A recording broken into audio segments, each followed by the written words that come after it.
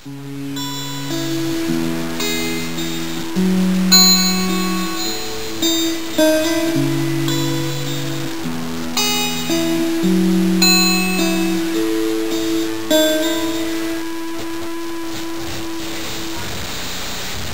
time in history, music has had a huge influence on people's lives. From the early concertos of Beethoven and Brahms to the big band swing of the 1920s and 30s, many people enjoyed to dance to this music. Now, this big band music continued on until the 1950s, when it was shattered in one merciless, distorted moment by the sound of Chuck Berry's guitar in Johnny B. Good. Now, on that day, rock and roll was born. Since then, bands such as the Beatles, Eric Clapton's Cream, and Led Zeppelin became famous by spreading their rock music and proving that rock can be mainstream. Now, they had built up quite the trust base with their fans. But that trust was shattered in one moment by one dreaded band who made it big off a gimmick. That band was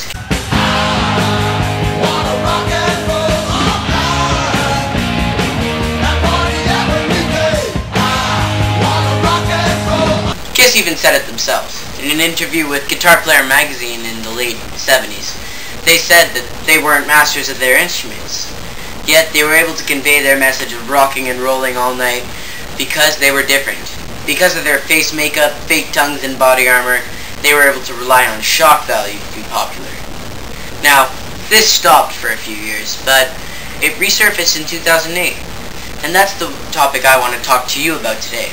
The pop music of 2008 and how detrimental it was to society.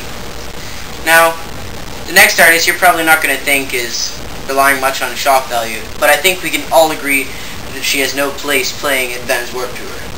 That's right. This artist is Katy Perry, and her song is I Kissed a Girl. I kissed a girl and I liked it, the taste of her cherry chapstick. I Kissed a Girl relies on a very controversial topic, homosexuality, that is. She basically took a few lyrics, slapped them together, and put in a pretty decent beat, but it's a song with no meaning. And as an artist, I try and put meaning into my songs to, so that people can enjoy listening to them.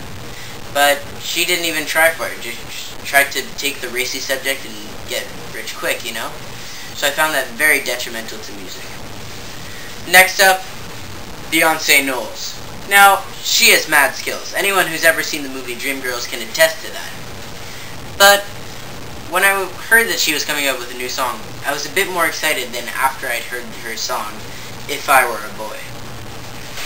Now, what Womanizer does is take a pretty dragging, pulsating bass rhythm and put a new word into it called the Womanizer, which I'm pretty sure not even Britney Spears knows what it means. Now, it's not even a good song. Anyone who didn't know Britney Spears could listen to that song and say it was terrible. However, she used her fame and she got famous, and now she's making millions off of that song. The music of 2008 was very disappointing, but me, I'll just keep playing my music.